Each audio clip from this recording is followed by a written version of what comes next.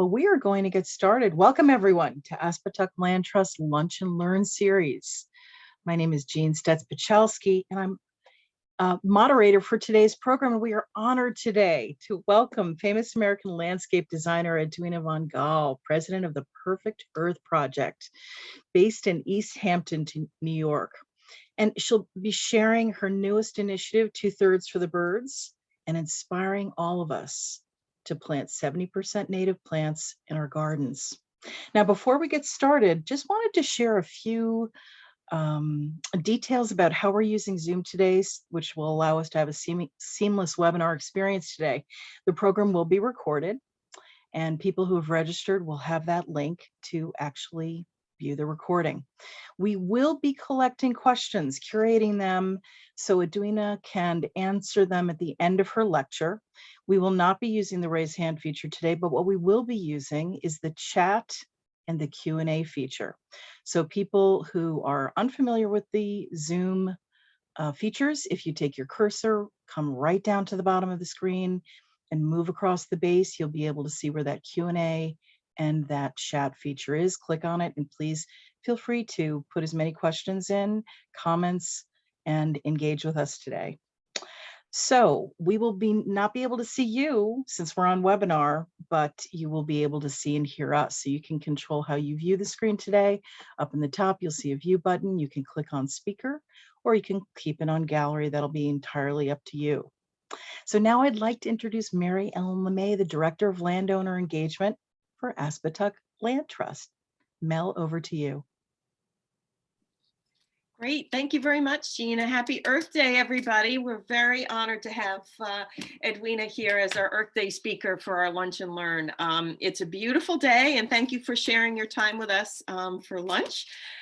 Before I introduce our speaker, I wanted to first thank Jean Stets-Pachalski. She is a Aspetuck Land Trust, a longtime supporter and volunteer, and she is sharing her expertise with us today and always on the Lunch and Learns. She is the principal of Individual Differences at Work, which is a leadership and coaching organization. And she spends her business time cultivating leaders who grow organizations. So we are thankful that Jean takes her lunch hour with us to help to moderate the talks. And the Aspetuck Land Trust Green Corridor Initiative, which I am the landowner engagement director of, is trying to encourage people to change the way they treat their backyards and their front yards. By changing the landscape, you can create an ecologically attractive and friendly yard that is a stepping stone on the green corridor that allows the flow of pollinators and birds and wildlife across the landscape. So, you know, we're very excited that we have almost 1,000 Green Corridor members that have taken the pledge to do this in their backyards and who are absolutely changing the way they landscape their properties. And so that's why I'm excited to have someone so special like Edwina here today, because she has spent her life looking at nature and integrating it into her designs. Edwina is the principal of Edwina von Gaal and Company since 1984, and she began a second career as an environmental activist in 2004 in Panama, reforesting with native trees. That sounds familiar. It's like what we're trying to do here in the Green Corridor. And then in 2013, she founded the Perfect Earth Project to promote toxin-free, nature-based landscape practices. Recently in 2020, Edwina's Perfect Earth Project has launched this initiative called 2/3 for the Birds to inspire all those in the landscape and environmental fields to make every landscape bird habitat friendly. And so this initiative weaves together the work of Edwina and Doug Tallamy to encourage folks to get to that 70% native in their backyards. And this 2/3 for the birds is it's so easy to say, it's so easy to remember. And when you buy 3 plants, make sure that at least 2 of them are native. So today, Edwina is going to provide some of her favorite plants and nature-based designs. And we're excited about this brand new bird initiative because it's a perfect next step for people who've already made their properties pollinator friendly. And now we agree that people are ready to take the next step up the food chain beyond pollinators and on to the birds. We had Edwina speak for us last January 2021.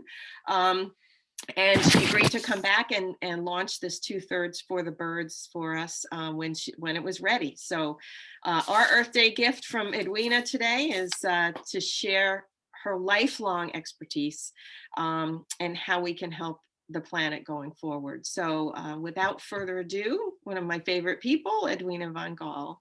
So thanks for joining us today, Edwina. Thanks, Mel. Thanks, Jean. And thanks everybody for sharing your lunch with me. And okay, Mel, will you, are you sharing the screen? What are we seeing here? You share your screen and it should, I'll let you know when it pops up. Okay. Have my...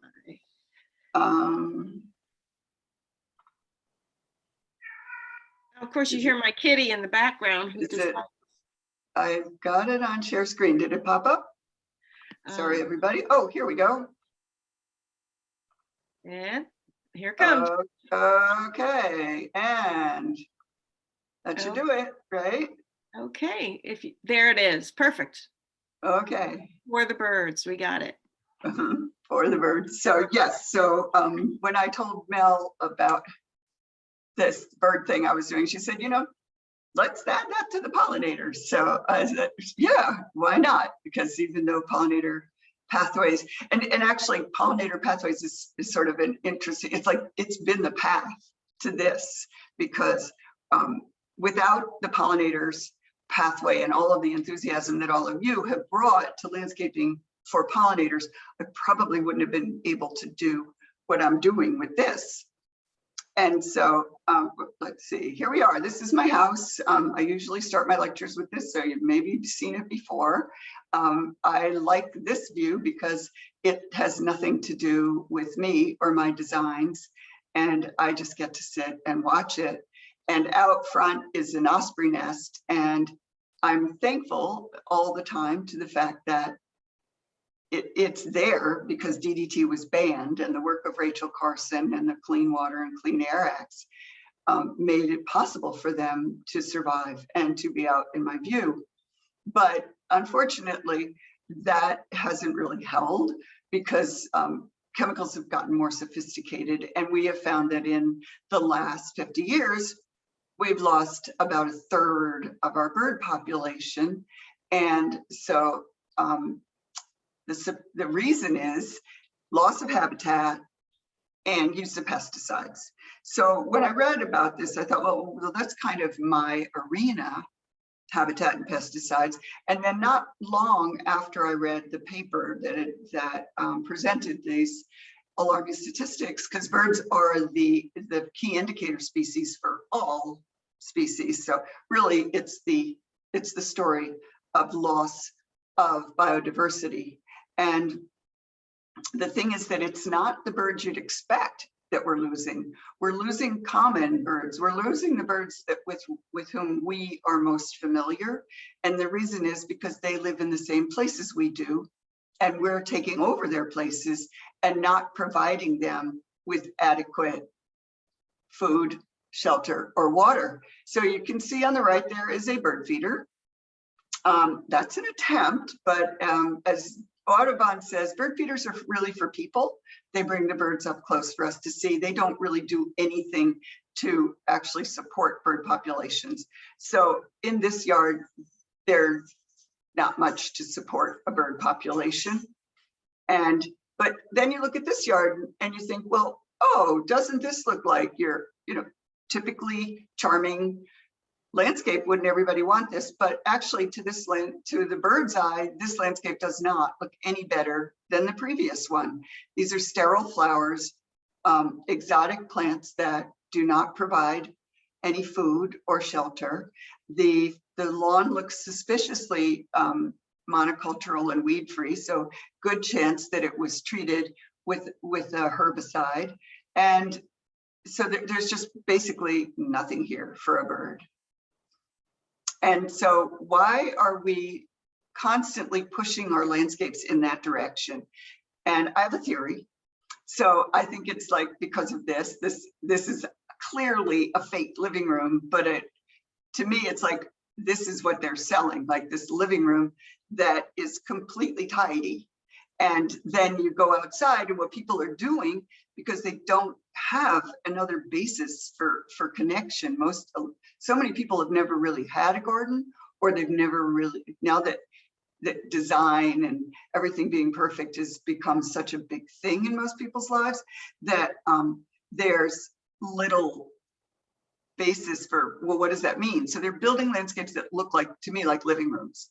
You know, this is sort of the outdoor version of the indoor, which means that there's really no room for this. And so people don't know how to talk to their landscapers. They don't know how to say what a landscape is, or what the landscape they should have looks like.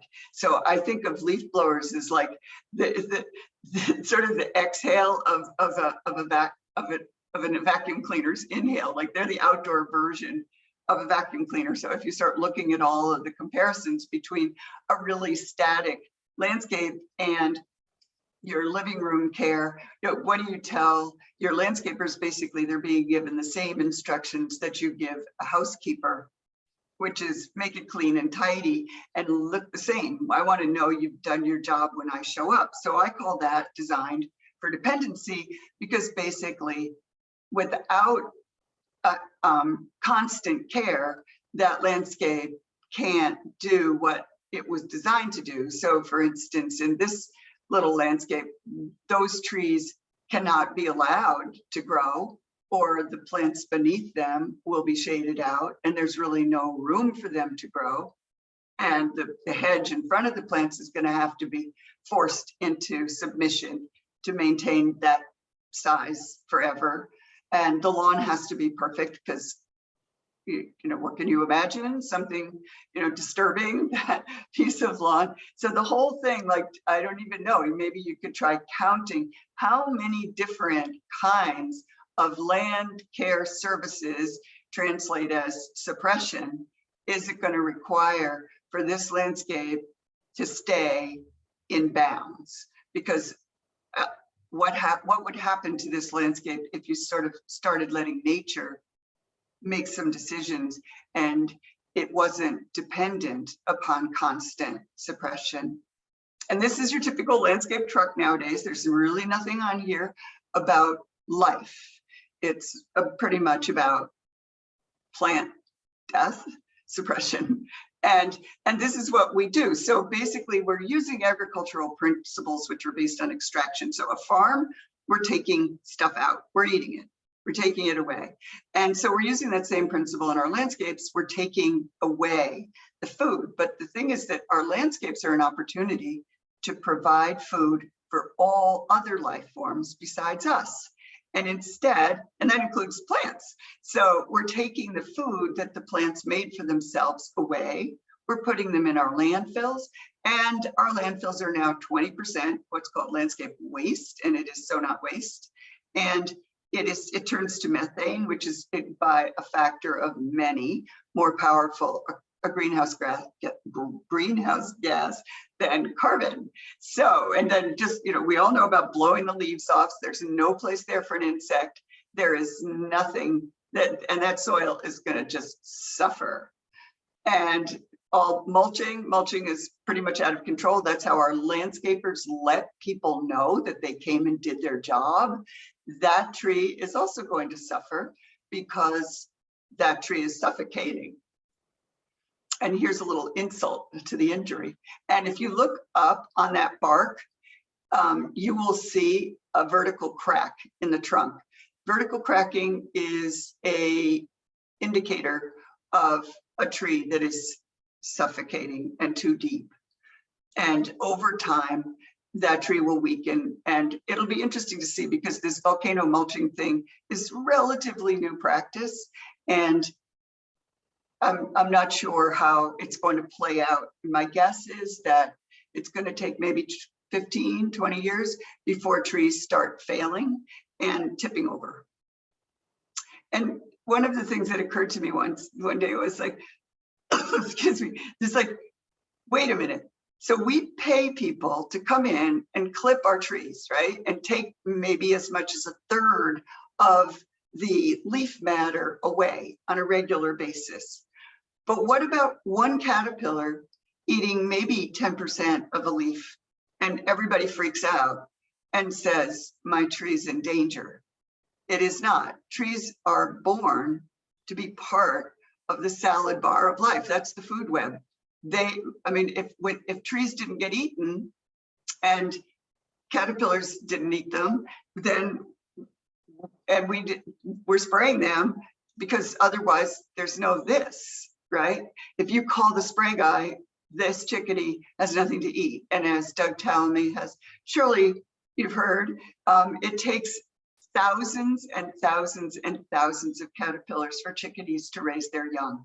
So if we're not sharing our landscapes with caterpillars and other forms of insect life, which then feed the birds, we are contributing to the bird population decline.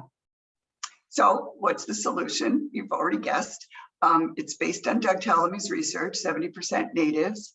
And so since that's about 2/3 and it rhymes, and as Mel says, it's easy to say, easy to remember, I started 2/3 for the birds, my COVID project. 2 natives, remove invasives, swear off pesticides. So number 1, plant natives, create habitat. Because, excuse me, I think there's a little pollen in the air here. Create, what is habitat? Food, shelter, and water. Why natives? Because they do it naturally. Natives do not need watering. So it's very hard for people to break that mindset, because people will say to me, oh, I just bought a bunch of natives and I'll just get the irrigation in. What should I set it for? And I said, well, actually, why don't you tear the irrigation out? You could keep it there until they're established, which is like a year or 2, but don't forget to remove it entirely. Natives do not need watering because they were here before us and before our irrigation systems. They do not need feeding. They will take care of themselves. They will feed bugs, so be prepared to feed some bugs. Any plant that is overfeeding or that is just not holding up under insect infestations, try a different plant. Or if it can't handle the amount of water that you receive naturally, try a different plant. So food, so basically all of you in the pollinator pathway know a lot about plants that provide food for insects. So they in turn, of course, are providing food for birds. Afterwards, any questions you have about any of these plants. But my point is that native plant gardens are beautiful. Yes, they look a bit different, perhaps. It all depends on how you want to do it. But this is my garden, and there is no staking, deadheading, anything going on here. And one of my favorite shrubs, so those are herbaceous. This is pure bird food. Well, in addition to insects loving the elder flowers. And elderberry likes kind of that spot in your garden that doesn't drain very well. It's perfect for that, and it grows really fast. So if you're just starting to get into native shrubs, this is a really good one to begin with. And before deer, they used to line all the ditches on the sides of the road. I don't see them around much anymore. So I'm hoping that you can find a way to keep the deer in your garden from eating them. But obviously they produce bird food in the form of berries. And the berries ripen at just a particular time when the birds need a particular kind of sugar that these berries provide. And it's one of the really beautiful things about native plants and their interactions with birds, because, and you say, well, other plants make fruit and the birds eat it. Yeah, they do, but they aren't timed perfectly for the fat and sugar ratio that is exactly what birds need at different points in their life or through the seasons. And then back to herbaceous, going through the seasons. This is not a native plant. This is Aster tetericus. And the reason I put it in here is because there are native plants that do a great job. And I don't know if you've read anything about Great Dixter in England, which is just one of the most over-the-top amazing gardens. And they have an incredible mixture of natives and non-natives, and have found that they have some of the highest biodiversity in England. So one of the things to remember is that a lot of non-native insects have come over. So not that monarchs are, but that when you're planting non-natives, you are also serving this resident non-native population, like honeybees. Honeybees are not native. So they do depend to some extent on the non-native plants like apple trees and the things they're known for pollinating, but some things they're not known. But Aster tetricus is so close to the other asters. I'm assuming it's probably doing a pretty much similar job, and it's really resilient. And with it, the seed heads in the background are Verbena hastata, which is native and really robust. And that was providing the butterfly food just before the aster came into bloom. And we leave the seed heads up because the birds love them, and they'll stay up looking good right on through the winter. A really clear favorite for birds is the maple leaf viburnum. It was for many years not very much available in the trade. It's not super fast growing, but it is such a lovely shrub. It has amazing fall color. It has very pretty white blooms in the spring. And so sort of like I think we need to start getting a little bit more comfortable with subtle, because native plants are not always the big bomb that the non-natives and have been bred to be or selected as, but also they're being bred. So now they're starting to breed native plants. Watch out. Nativars are okay. I talked to Doug about this. He said, look, just plant whatever you can get, but do keep an eye out, because if the flowers have been doubled beyond a certain point, the insects aren't going to be able to access them anymore. If the flowers are doubled and have become sterile, well, they're not going to make seeds or fruit. And so some other ones that most people don't think of as something to plant in your garden, because they were always treated as nasty weeds, but I love all the sumacs. There is one that is regularly sold, the one called Growlow, which makes a fabulous ground cover plant about like knee height. But the really good old-fashioned ones, the Typhina, which is the saghorn sumac, and Rus glabra, smooth, they make these fabulous clusters, and the birds just love those berries, but they don't start eating them until quite late in the season. So I call it, the nature's pantry. They're held for the birds until later, because they're not really edible until they've been through some freeze thaw cycles. Cornus racemosa gray dogwood is one of the toughest, most beautiful shrubs that is basically overlooked because it's just ubiquitous on the roadsides. And don't forget Doug's favorite, the oaks, because oaks attract more caterpillars than any other single species. And a lot of they're kind of like the first thing that people cut down, because they're big in most cases and they cast a lot of shade. But shade is a really wonderful thing to have in your garden.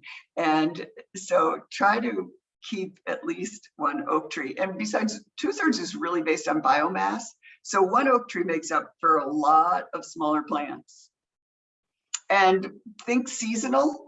Ilex verticillata comes into its edibility for birds even later than the sumacs, because you'll notice probably that the red berries are there at Christmas and maybe into January, and then after a while they're gone. They disappear because they've just reached the point where the sugars are right after having frozen a number of times.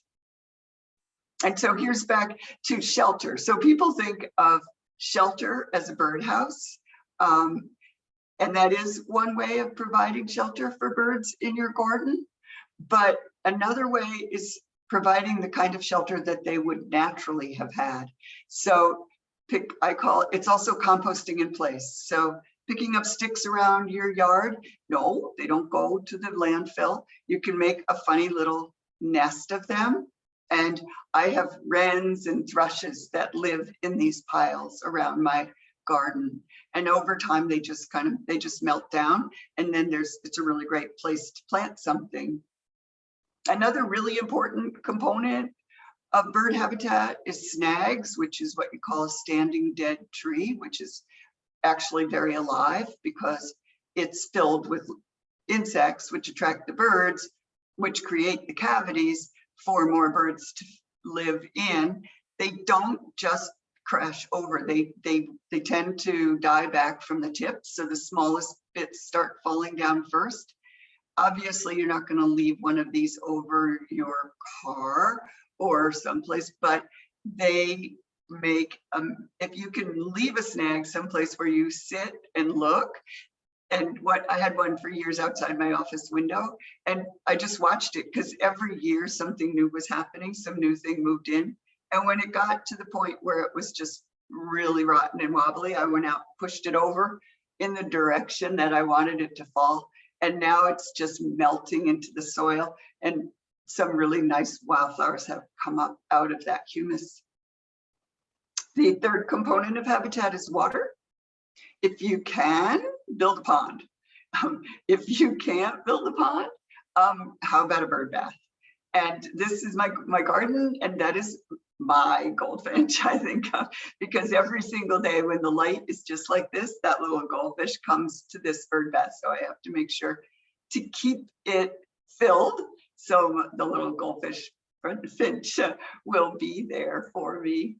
And as I said before, any questions? So this is kind of a typical 2/3 type planting. About 1/3 of these plants are not native, but most of them are. They all provide various components of bloom or leaf surface or just general hiding places, because when a bird visits a bird bath, they want to be able to hop into something quickly if danger is there. So they're much happier if there's a bit of a shrub or big plants nearby. And this is what I call a bee beach. So bees need water too, and they have really short legs and they do not swim. So I leave a slight drip running on something that can then just water the space around it so that you can grow some really moisture loving plants. But there's a place for bees to just walk up to the water surface. If you have a little mud, you'll get, the wasps love that too. And it doesn't take much. In the wintertime, birds need water that isn't frozen. So any old dish will do. So then the removing of the invasives, like, you know, everybody says, oh, well, I don't have invasives in my garden, but you might. So a number of years ago, I planted some miscanthus in a garden at a client's house. And this is what it looks like now. They live next to a field. The miscanthus is completely taken over that field. I feel rather responsible, and I have no idea what to do other than never, ever, ever plant a miscanthus again, and ask everybody to take them out and don't let those seed heads blow away, and do not send seed heads to the dump. Just what I do is I fill a bucket with water and throw in some industrial vinegar, and then all the seed heads that I gather of all the invasive species or anything I don't want to seed around my garden before I put it in the compost, I just drop it in the vinegar bucket so that it dies, it's destroyed, and then it can go in the compost. The other one that people don't know that much about as invasive is buddleias. Buddleias are really starting to invade our wild places. I'm not sure if there are selections or some of the different varieties are more invasive than others. So I just ask people in general not to plant it. If you do have one, keep an eye out. If you see that it's seeding around your garden, the next step will be it will be seeding into adjacent areas. So probably you should remove it. Buddleias do attract butterflies. They only provide nectar. So if you really want to have a buddleia and you really think you can control it, you've got to plant other things for your butterflies, because basically this is just the sugary dessert that they need the full life cycle. So they need the leaves, and they need the pollen, and they need all the things that support a butterfly throughout its life cycle. And then getting rid of pesticides. So a lot of people don't realize that the word pesticide applies to all pests. And so that includes herbicides, insecticides, fungicides, there's many other bactericides, rodenticides. There's such an incredible array of pesticides out there, many of them extraordinarily sophisticated. And some of them, and most of them, not used particularly carefully. This can't be good for those trees. And because what a herbicide does is it interrupts the life cycle of a plant. So you can't say, well, it doesn't kill trees, it's just killing the grass. It's going to affect a tree because, just to back up, most Roundup, which is glyphosate, which is our standard broad spectrum herbicide, in the residential or non-agricultural landscape, since people aren't really planning on killing off large swaths of their landscape, they love to use them on their driveways. So I'm proposing that people rethink your driveway, because let your tires kill the plants you don't want. It's very effective. And and one of the great things that monarchs and swallowtails and all the caterpillars are now doing is people are starting to be aware of the fact that if you plant a butterfly plant and you see a caterpillar eating that butterfly plant's leaf, you're rejoicing. So can you take that joy and spread it into all the other plants in your landscape? But one of the things that Rebecca McMacken at Brooklyn Bridge Park is doing is she's educating all of her employees in plant identification and insect identification. And she has created a sort of manifesto that I think is just absolutely elegant and beautiful, is that you do not kill anything if you can't say its name. Because if you're creating your fabulous native garden, you're inviting plants and insects into your garden, but you don't recognize them because they weren't something you actually planted, and you're ripping them out. As a result of her program, Brooklyn Bridge Park has discovered a number of plants that were thought lost to New York City because her staff didn't know what they were and didn't weed them out. And if you saw this insect, I bet most of you, being pollinator people, would know what this insect is and would not kill it on site, because it is the larval form of a ladybug, and it is a voracious aphid eater. So just on the subject of the sophisticated insecticides that you might be considering, like obviously we moved past DDT, but then when we got into things like glyphosates and there's like broadleaf killer and pre-emergence and all of those. How do they work? They disrupt the hormonal systems, they disrupt nervous systems, and they're often intended to kill fungi and bacteria. And those are the things that our own biome is made of, not just the soil biome, but our own biome, and which contain an incredibly similar content. Like, we are not that much different in terms of our biome from soil and from plants and from insects. They're living in our body, and there's 10 times more of them than there are the things that we call us. And so if a herbicide or a pesticide is intended to kill those pests, and they're telling you that they can't hurt you because they don't affect human cells, the answer is that's not really the full story, because they are destroying your biome and they're destroying your soil biome as well. So then people just ask me about lawns. I'm not anti-lawn. It's like, how big is your lawn and what are you putting on it? And that's the reason lawns have gotten a bad rap. They are a monoculture, but they do have a place in our lives. here's a monoculture crabgrass lawn. It's green. You can play on it.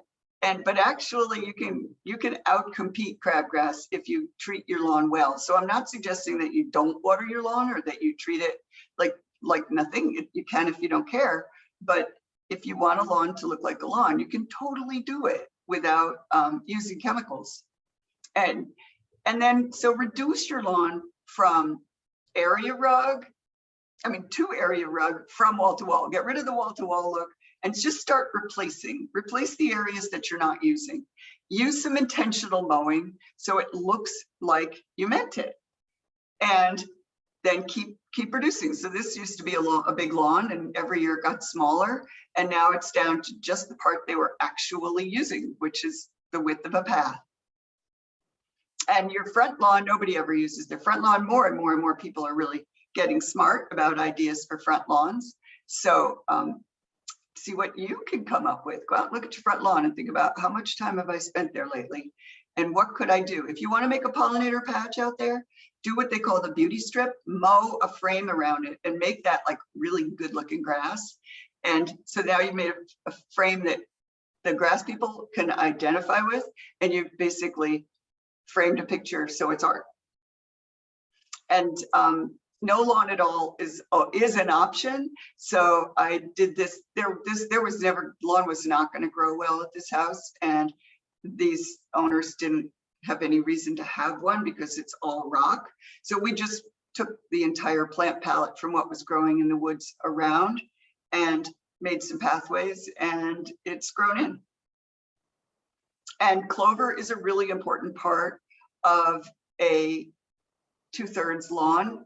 It is not native either, but it fixes nitrogen, and it has a really great symbiotic relationship with grass. So leave your clippings and love clover. As my grandson said one day, oh, look, love is in the middle of the word clover.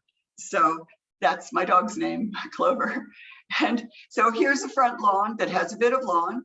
You can run around and kick a ball, but the rest is been little by little replaced with natives. Not all of those are natives, by the way. So, you can ask me later, like the stachys is not native. So it's a nice way to get a little bit of that slightly more ornamental feeling, but still provide plenty of habitat for birds. So what does the landscape look like that's designed for independence and not dependence? Same thing, that you're using hardscape as your traveling area, so that replaces mowing and watering as much as, and then all the stuff that is just your infill, as much as possible, has a high level of ecosystem service. This is not a front walk. This one was also done by Abby Lawless, who is, she used to work for me, and she is just a genius with native plants. And one of the things that's a goal for a 2/3 landscape is no biomass leaves the property. So back to that issue about the landfill, what can you do with everything your landscape produces? So I had a bunch of Norway maples on my property when I moved in. So I cut them and made a log wall. And each year when I cut my meadow, I rake off the grass and make a little homage Monet. And the bark chips of all the branches and things that come down, I use it to make paths where it's too shady for my grass to grow. And one year, guess what happened in my bark chip path? A stinking horn. So this is like, be prepared when you're letting nature just happen. When you let go of it, amazing things happen. And back to ideas for like letting your driveway be a driveway. And this was a lawn at my house when I moved in, and I stopped mowing, and this is what came up. And that's why I don't even know what that white flowering plant is, but a couple of years after that, the deer ate it all. So now it's been replaced by a different solidago, the graminifolia, which the deer don't eat. And this is how it looks in the fall. And so is this new kind of landscaping, is it messy? You know, where people say, oh, native plants gardens, they look messy. But how can we start looking at them differently? But how can we also be designing for this looser approach? And this is one of my favorite places anywhere. It's Russell Wright's house called Manitoga, which is up by the Bear Mountain Bridge. And it's so incredibly beautifully couched in nature. And this is the good old Brooklyn Bridge Park. You can see Brooklyn Bridge in the background. And these are the models that are starting to be put out there for the public to see and for people to start to understand that this is not a weed patch. This is pollinator and bird habitat. And it's beautiful. And so back like fall in my meadow, and oh, another driveway. And a nice, but you can, if you go with like large plantings, yes, it's somewhat monoculture, but actually not entirely.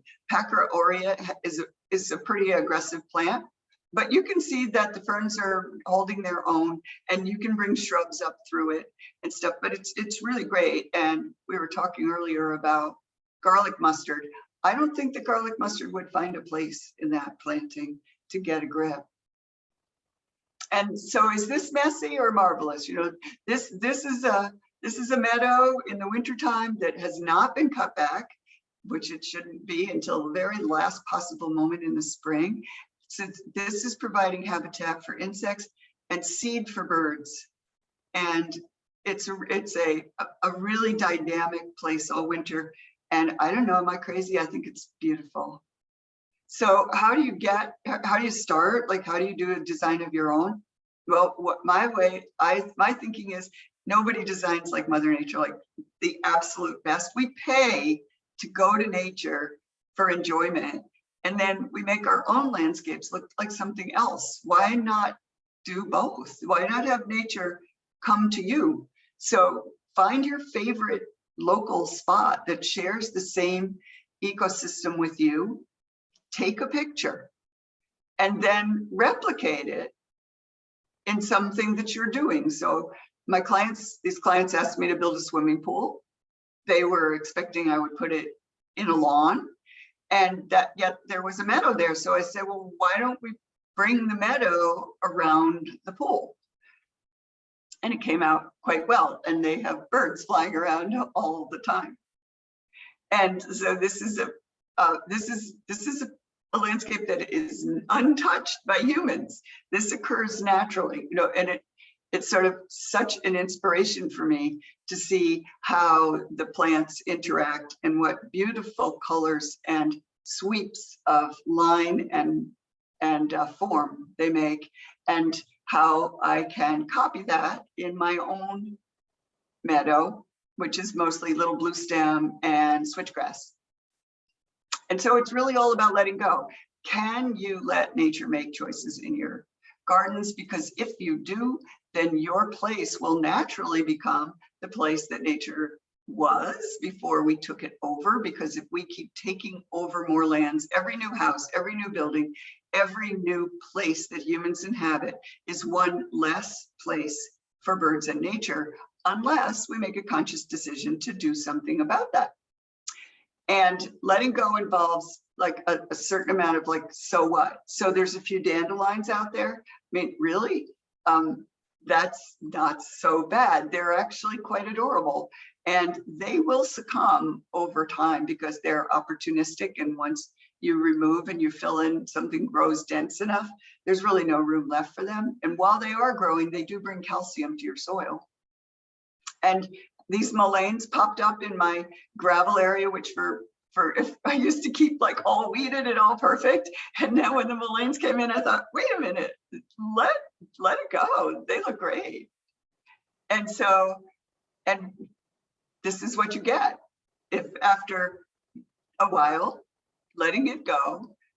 So what I suggest to people is, instead of having all your tools and sitting there thinking, grr, I've got to do this, I've got to do that, put in a landscape that looks after itself, and sit down with your bird book and your insect book and your binoculars.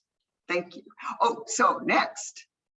So this is 2/3 for the birds. So please go on 2/3 for the birds, 234birds.org, and sign our list. It's called the list. And what it is, it's a way for everybody to know who else is out there doing the same kind of gardening.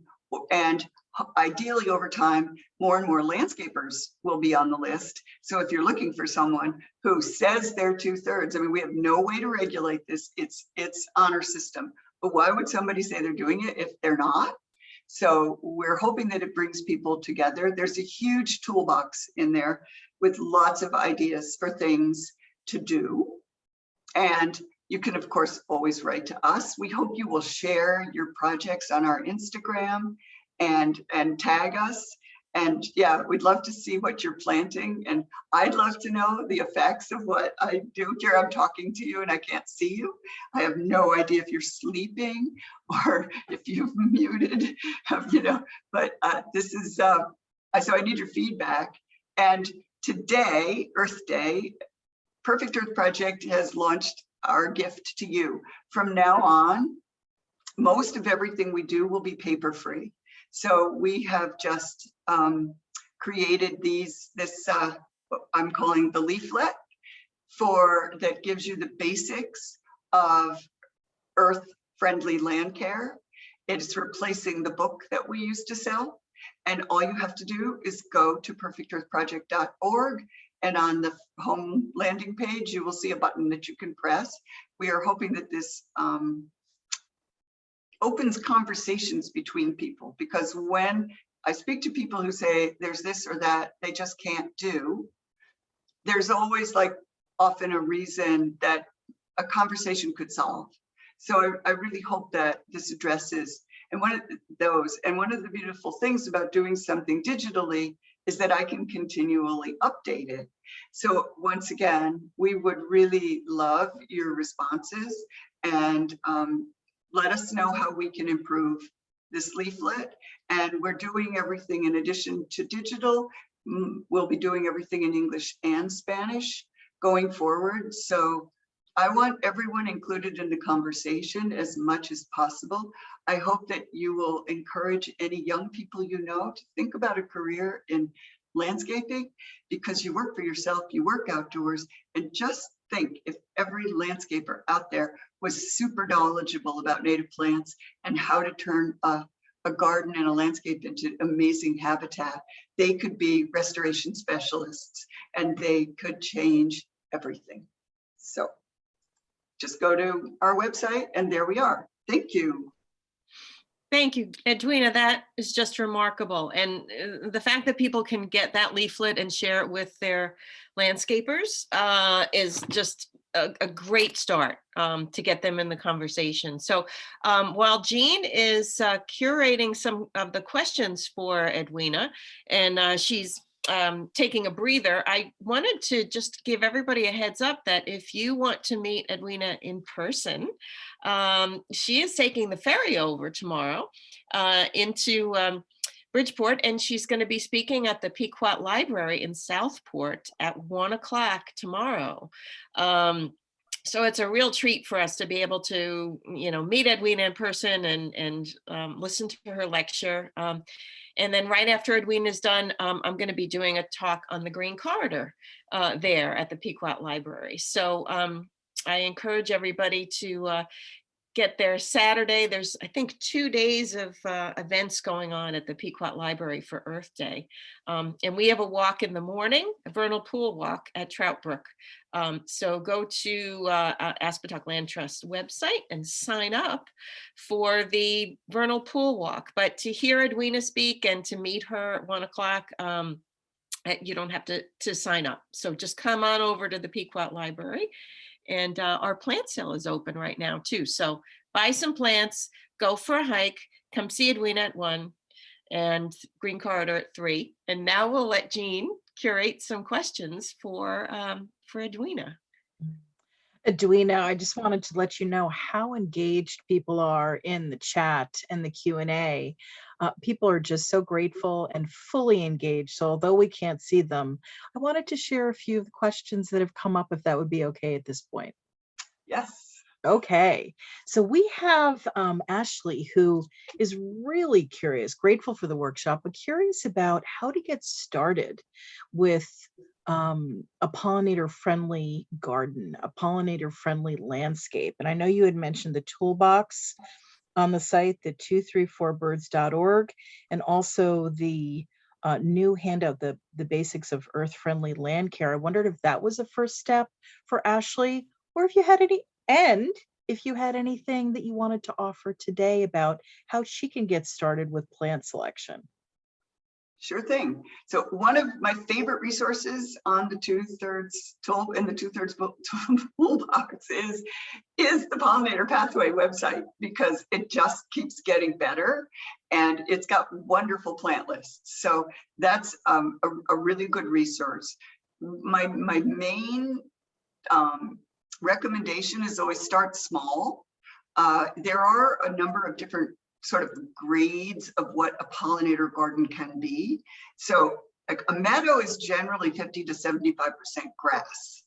And so, and then you can pluck in some forbs, which are the flowering plants between them.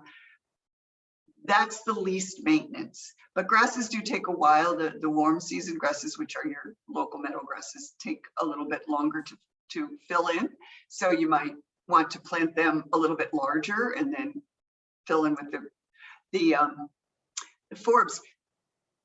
That then moving on through the spectrum, like then you can have like a meadow bed, which is less grass, more flowers. Then you can move on to a really like a pollinator garden, which could be all flowers. But I really recommend that you always include a few native grasses, ornamental grasses. They're not ornamental really, they're just native grasses, because they give it a beautiful look in the winter. And they hold things up. So I would just say start small. Aspetuck has it's Aspetuck that has the native plant sale. So, and I'm sure you can get lots of really good advice there. There's on the Audubon website, it goes by zip code, and they have very good, very basic ideas for shrubs that I think are excellent, that feed birds, and it tells you which birds they will attract. So I would recommend all of those. It's really about right plant, right place. So those are my two big things. Start small and plant the right plant for the right place. So look at what a plant wants and put it in that place in your landscape. Thank you, Edwina. Another question here, Gail was mentioning that she has pachysandra that's gone rogue, and what can she do to get rid of it?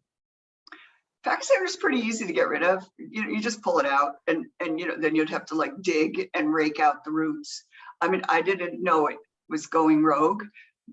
That's a little scary, because maybe it's like going the way of some of the other things that have escaped into the wilds, and oftentimes it can take a long time before a plant begins to become invasive.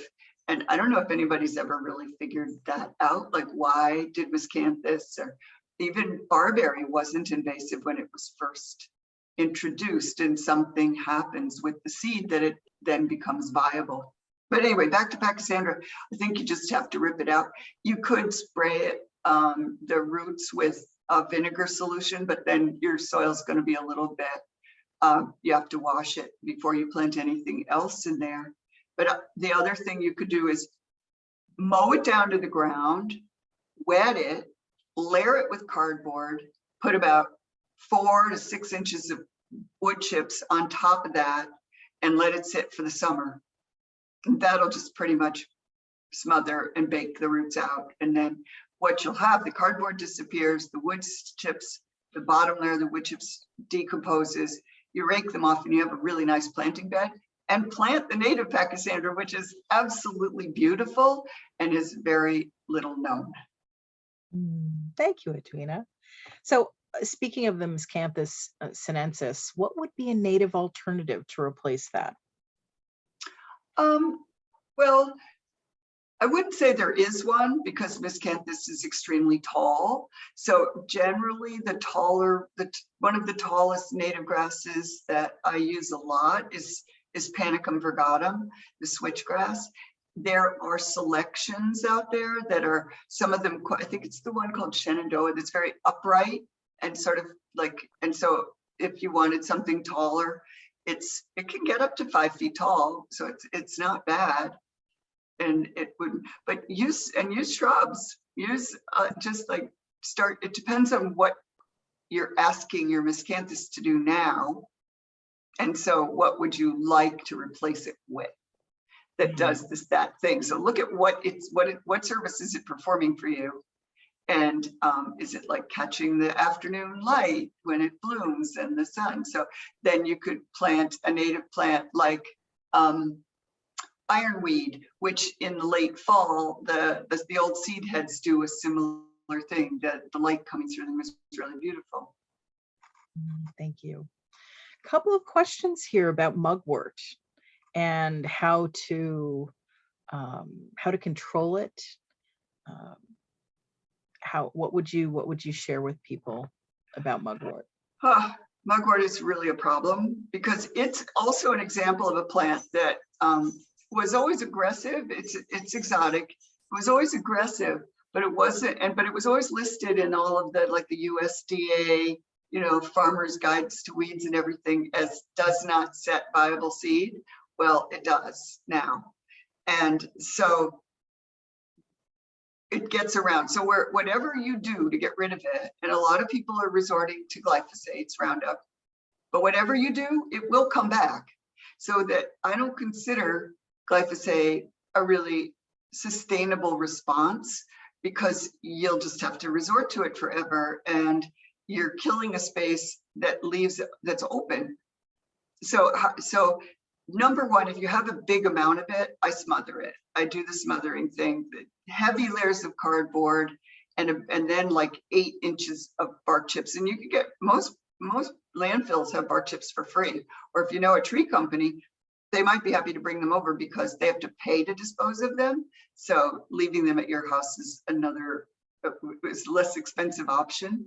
And then I keep it somewhat wet, and then because then it really cooks in there.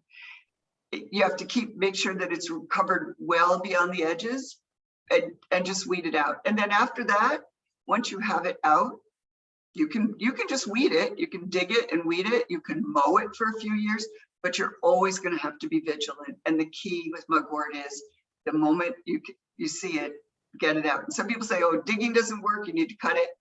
I dig it and then pull it. I pull it and pull it and pull it and mow it and pull it. And I've gotten most of it out. Problem is it comes in with nursery stock often. So be vigilant. And some of the people here have really let a part of their landscape go in order to grow a meadow, and mugwort has popped up. So that's some of the thinking behind this, and frustrated organic gardeners who really are wanting to do the right thing, and really appreciate your sharing that advice. So yeah, well, just one point on it. Depending on how much your meadow is already established, whether and how much the mugwort has moved in, you may have to start over by cutting it very low. Some people use plastic for their solarizing. I tend to not like to use plastic in the landscape, so that's why I do the cardboard and wood chip thing. But you may be able to manage the mugwort if you've got the time and it's not too much, is just keep going through and pulling it out. The key, don't let it go to seed.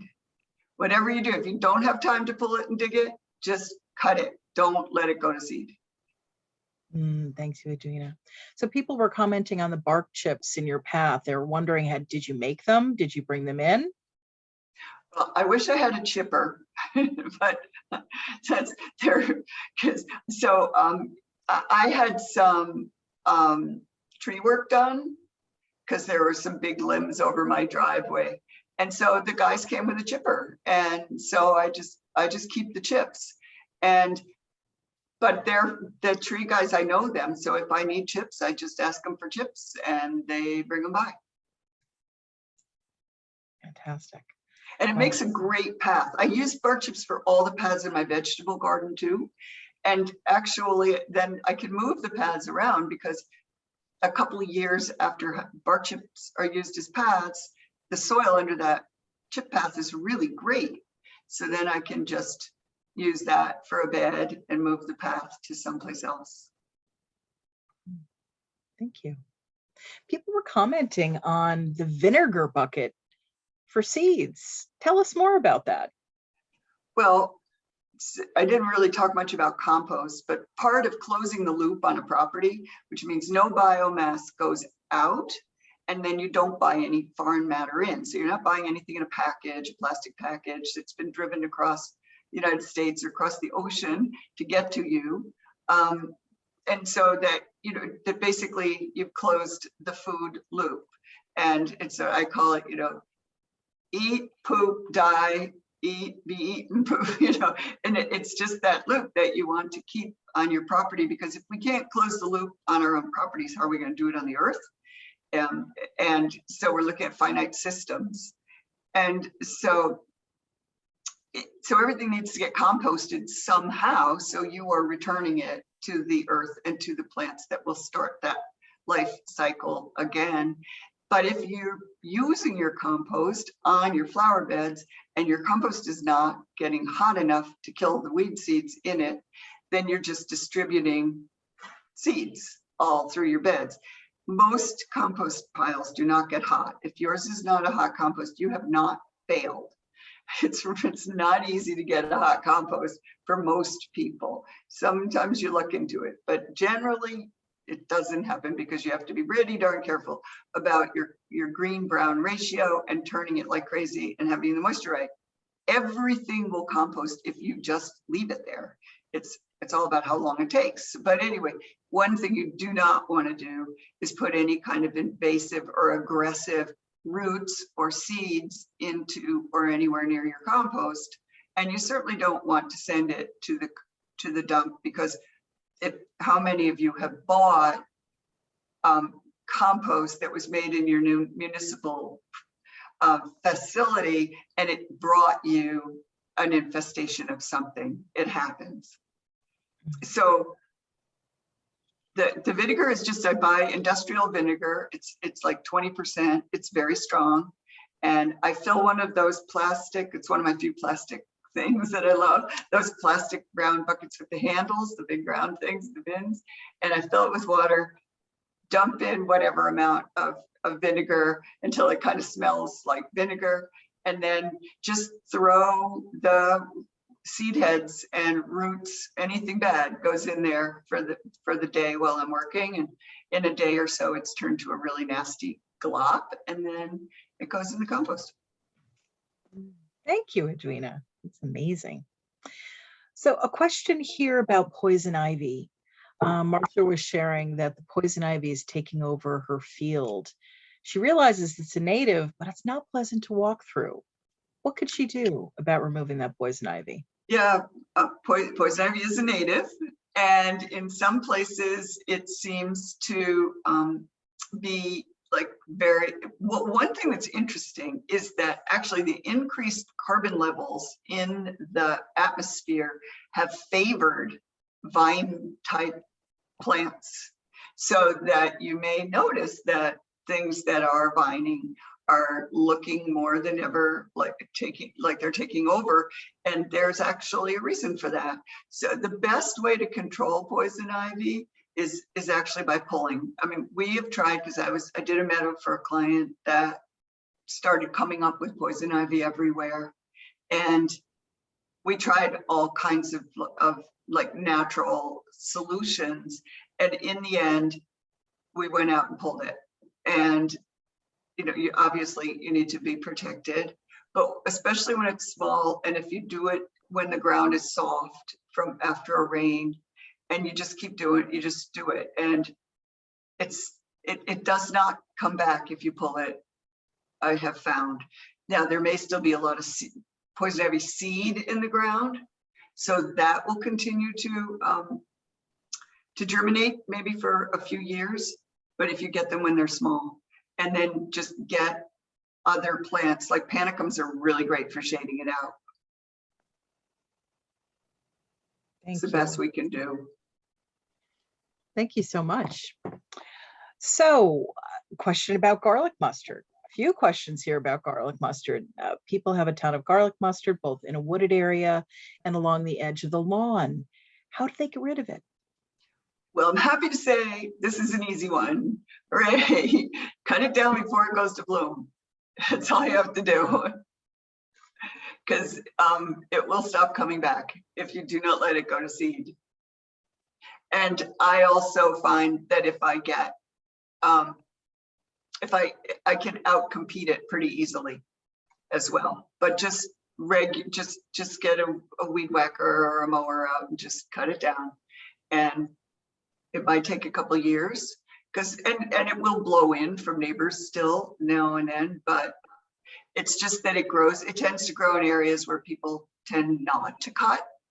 You know, it's sort of those wooded kind of edge of woods kind of places. So that's how it got established.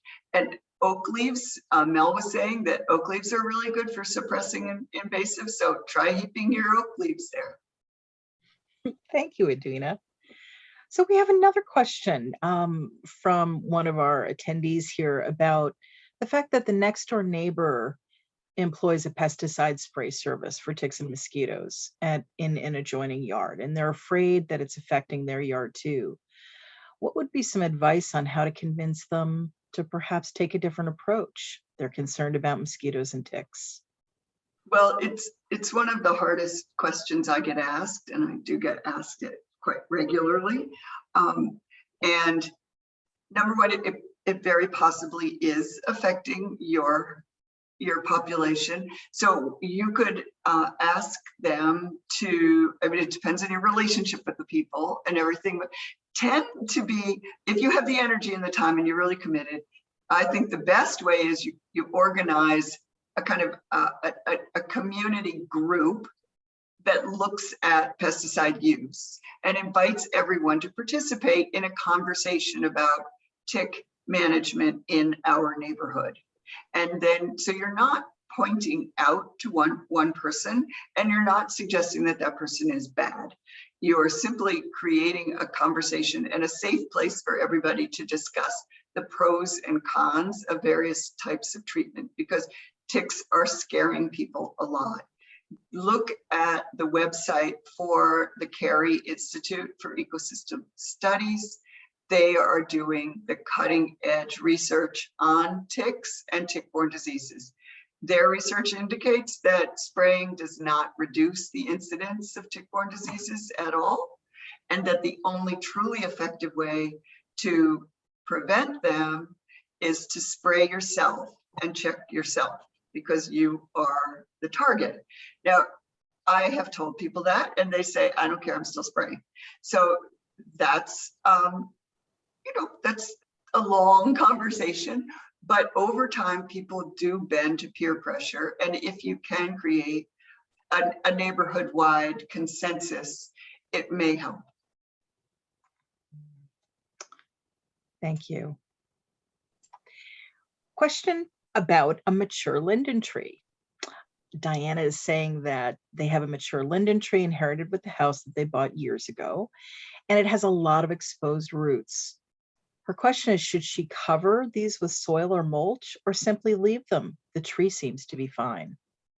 So chances are it's a European linden, but it doesn't really matter. And yeah, they tend to put a lot of roots out on the surface. If you think about the way a tree would grow in nature, the leaves would fall out of the tree and they would lie there on the roots, because nobody would come by with a rake or a blower to remove them. So if you can live with that, that would be the very best thing you could do for your linden tree, is let it have its own roots, its own leaves, as its comforter for the winter. And ideally, those leaves would be broken down by the time the spring comes. You can speed that along by moving them aside, running a mulching mower over them, and then putting them back, because the one thing you never want to do is like run a mower over the leaves if it's going to hurt them. I mean, over the roots. The downside to that is that all of the insect populations that may have attached themselves to those leaves in order to overwinter there, you'd be disturbing chopping them up. But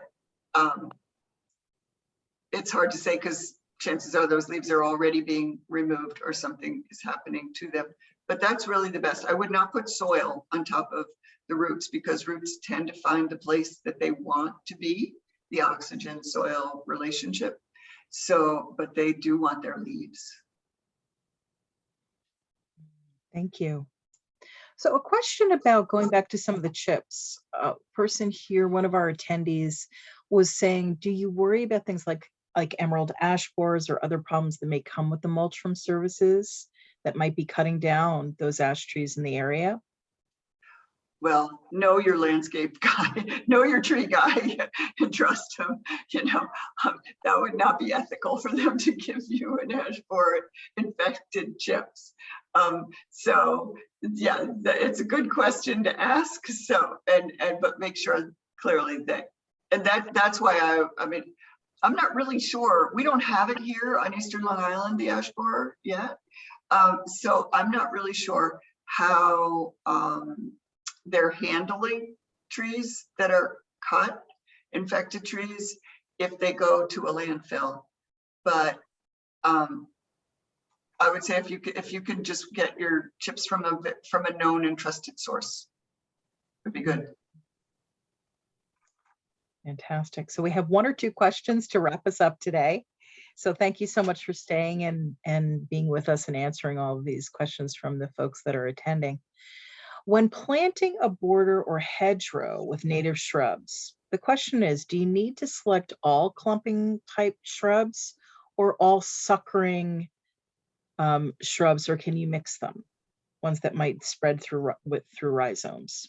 Oh, I'm all for mixing, because biodiversity means diversity, not only in the different kinds of shrubs, but also, yeah, really different kinds of shrubs, you know, that you want to have as many different kinds as you can. And obviously without making a total mishmash, but often, you know, now everybody's talking about eco regions. So it's good to like look up your eco region and select plants based on the eco region you're in. We're using that now instead of the old USDA zone maps that were based on temperature. Right. And so now, yeah, now we're looking at eco regions, which takes more aspects of your place into account, like the soil and so, yeah, it's many. So that's your editing factor. You know, I have stopped, and I hope everybody, this is like part of my design for independence, and that's my independence and my freedom as much as my landscape, is that why buy a plant that you have to fuss over? You know, get something that is just really happy. And you say, well, it's not as interesting. Actually, it is, because what's interesting is how well it will grow and all the amazing things that it's going to attract. So that's your criteria, not so much as it whether it's going to form a clump or a running cluster, but give them room is the main thing. Give your shrubs plenty of room. So if you know this, like if it's a sumac that you know it's gonna spread, decide, okay, ultimately I'll let it spread this much, and then I'll put a really dense shrub at the edge of that, like a red cedar or something that it can grow up to and not necessarily affect. And so that gives you, because one of the things that is part of this design for independence is that you're not going to have to prune anything in 5 years because it outgrew the spot. You want to just give it plenty of room and let it go. And so think about which ones will just like boom, hold their place. And then the other ones that might weave around and mix them that way. And while they're growing in, that's when I put in the herbaceous. You can fill the spaces in between with plants, not mulch. So fill the spaces in between with all sorts of plants that flower and everything until your shrubs start to take over, and then just let them take over. Thank you so much. And I just popped into the chat that for the people that are in the Aspetuck Land Trust area, we are in Eco Region 59. Oh, So great. it's really terrific. So that rounds out our questions. People are all curious about creating meadows and really diving into all of the resources that you've provided. And you'll see in the chat, everyone, that you have a lot of the links that Edwina was talking about throughout her presentation, including the link to the Pequot Library tomorrow. Mel, I saw you just pop that in. For people interested in saving the chat, you can go to the chat area. There are 3 buttons. Click on those little 3 buttons and you can save the chat for all of these wonderful resources that you have in front of you. So at this point, Edwina, thank you so much. I'm going to hand it back over to Mel, and I'm grateful for all of what you've offered today, Edwina. Thank you. You're welcome. Great. Thank you, everybody. What a great talk. I just can't wait to go push my garlic mustard away and get golden ground cell in there. That's just, that's a great rule of thumb. So we'll try some of the native bullies to take care of the invasive bullies. So that was a great lecture. I'm so thankful that you got on with us for Earth Day. And I do look forward to seeing you tomorrow. And yep, see you at the lecture at the Pequot Library. And thank you, everybody, for participating. I wanted to I didn't want to forget to thank Shayna Meyer, who's our data and marketing manager, who is always behind the scenes managing everything to make sure that this Zoom goes smoothly. So so thank you, everybody. Thank you to Edwina for her great presentation. This was all new information for me, and I took a lot of notes, and it was wonderful, wonderful photos. So happy Earth Day, everybody. We will see you next Friday. We've got another Lunch and Learn, and we're going to learn from Jay Petro how to turn our lawns into meadows. There you go. Yeah. That's how to get started. Yeah, that's how we're going to start. So, so great. Again, wonderful presentation. Thank you for sharing your day with us, Edwina. And thanks for everybody for joining in today. Take care. Happy Earth Day. Okay, bye-bye.